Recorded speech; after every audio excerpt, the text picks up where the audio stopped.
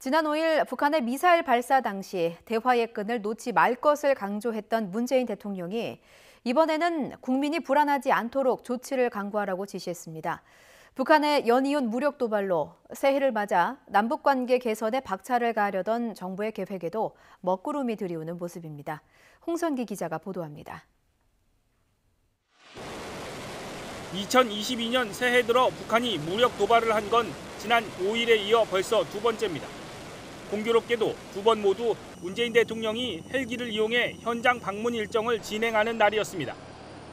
특히 지난 5일에는 문 대통령이 새해 첫 현장 일정으로 남북 접경 지역인 강원도 고성을 찾는 날, 북한은 동해상으로 탄도미사일을 쐈습니다. 문 대통령은 당시 우려를 표명하면서도 대화의 끈을 놓지 말아야 한다는 입장을 밝혔습니다. 우리는 이러한 상황을 근원적으로 극복하기 위해 대화의 끈을 놓아서는 안 됩니다. 북한도 대화를 위해 더욱 진지하게 노력해야 합니다. 그러나 북한이 엿새 만에 다시 무력 시위에 나서면서 문 대통령의 대화 강조는 다소 머쓱해지게 됐습니다. 결국 문 대통령은 이번에는 우려 표명과 함께 남북관계가 더 이상 긴장되지 않고 국민이 불안하지 않도록 각 부처가 조치를 취하라고 지시했습니다.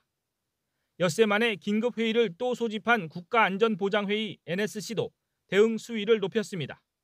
NSC는 지난 5일 발사 당시에는 단순히 우려 표명에 그쳤지만 이번에는 북한에 강한 유감을 전달했습니다. 정부는 그동안 남북관계 개선을 위해 최대한 북한을 자극하지 않아왔지만 상황은 여의치 않고 전망도 그리 밝지 않습니다.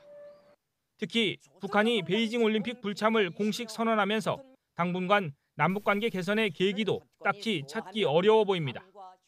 문 대통령의 거듭된 대화 제안에도 불구하고 북한이 무력 도발을 이어가면서 새해를 맞아 대화의 돌파구를 마련하려던 우리 정부의 구상에도 암울한 그림자가 드리우고 있습니다. YTN 홍선기입니다.